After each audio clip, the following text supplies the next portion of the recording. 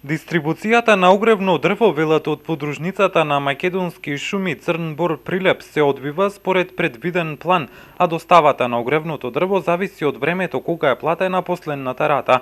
До сега, велат, оттаму беше испорачувано огревно дрво за оние комитенти, правни и физички лица кои последната уплата ја направиле во месец март.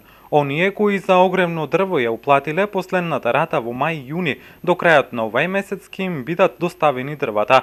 Од подружницата на Македонски шуми Црн Бор Прилеп информираат дека до крајот на септември и почетокот на октомври сите нивни комитенти ќе добијат огревно дрво, со што за оваа година ќе ги завршат обврските кои ги имаат по договор. Залихи има, велат, оттаму и нема причина за стравување дека огревно дрво нема. Оваа година за огревно дрво во подружницата на Македонски шуми Црн Бор Прилеп аплицирале 2500 лица, главно пензионери, семејства од ранливите категории од синдикални организации, а подружницата на Македонски шуми Црн Бор Прилеп треба да испорача на 2000 метри просторно дрво, од кое веќе половината е доставено до комитентите.